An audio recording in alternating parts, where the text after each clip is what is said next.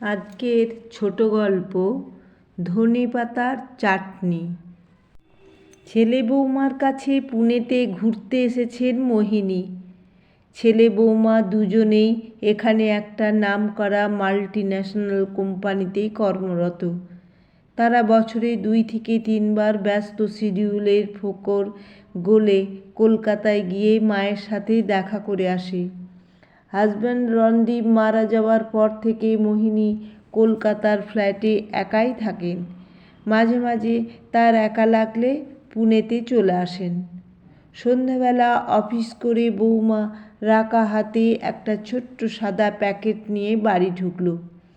ঢুকেই হৈ হৈ করে বলতে লাগলো, দেখো মা, তোমার জন্য আজ কি এনেছি। এই এক অভ্যাস হয়েছে রাকার।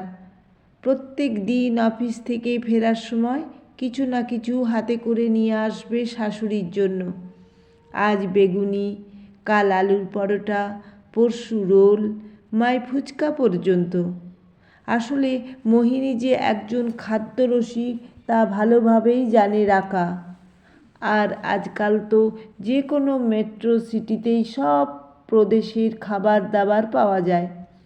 আজ রাকার হাত থেকে প্যাকেটটা নিয়ে দেখলেন তাতে রয়েছে বিহারের লিট্টি আর ধনেপাতার চাটনি। রাকা বলল, মা, লিট্টিগুলো চাটনিতে ডুবিয়ে খেয়ে দেখো, দুটোই জাস্ট আসাম। মোহিনী একটা লিট্টি নিয়ে ধনেপাতার চাটনিতে ডুবিয়ে মুখে পুরলেন। সঙ্গে সঙ্গে একটা অপূর্ব কিন্তু ভীষণ চেনা আবচা হয়ে যাওয়া স্বাদে তার জিভ ভিজে গেল। 2 দিন হলো কলেজে আসছে না অতসী। কোনো খবরই নেই ওর। কে জানে কি হয়েছে ওর, মনে মনে ভাবল মোহিনী। কলেজে ভর্তি হয়ে অবধি ওদের দুজনের ভীষণ বন্ধুত্ব।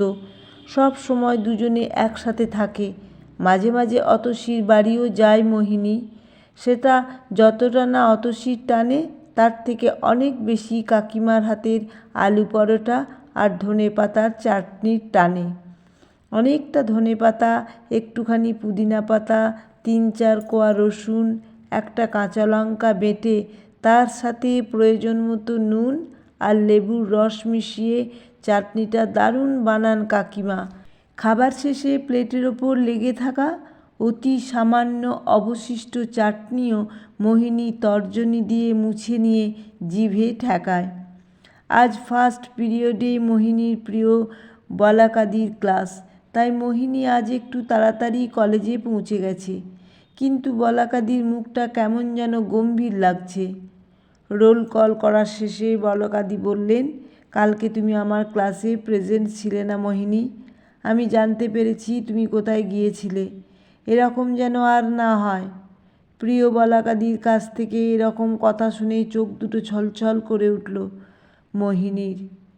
কাল সে কলেজ কেটে দাদার বন্ধু রণদীপের সাথে কাঞ্চনজঙ্ঘা দেখতে গিয়েছিল। কিন্তু সে কথা তো অতসী ছাড়া আর কেউ জানে না। তার মানে ওই বলেছে কথাটা বলাকাদিকে।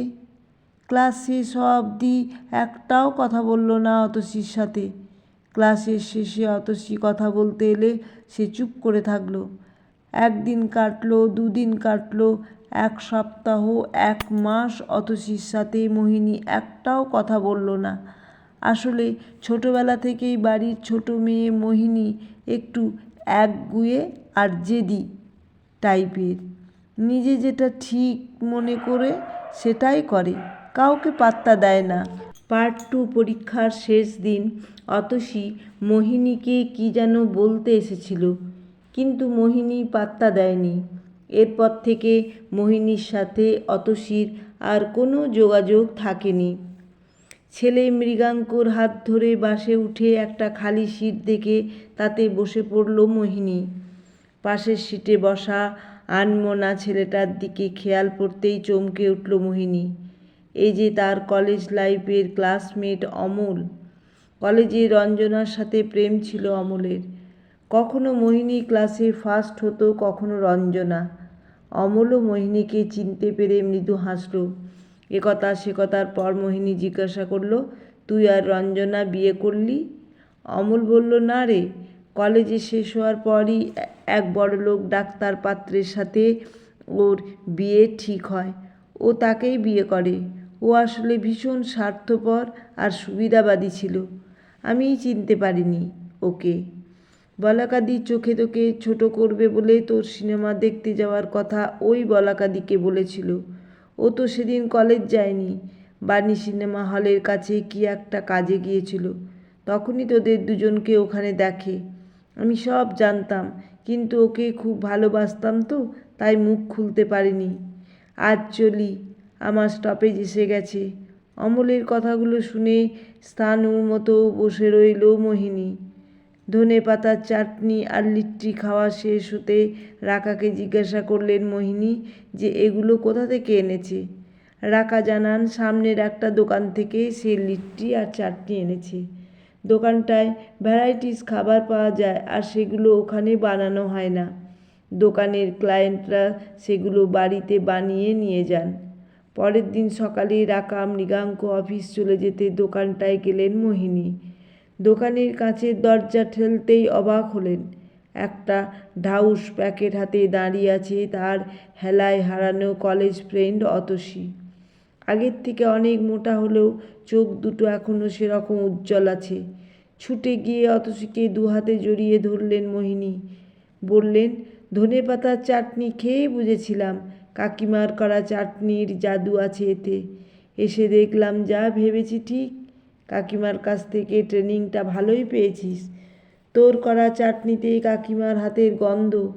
কিন্তু তুই এখানে কি করে? আর সেদিন আমি তোকে ভুল বুঝেছিলাম। মাসের পর মাস তোর সাথে যে ব্যবহার করেছিলাম তার জন্য আমি সত্যিই দুঃখিত এবং লজ্জিত।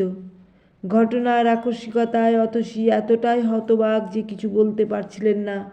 কয়েক সেকেন্ড চুপ করে থেকে বললেন, আমার মেয়ে মিলি এখানেই চাকরি করে। ওর বাবা মারা যাওয়ার পর আমি এখানে চলে এসেছি।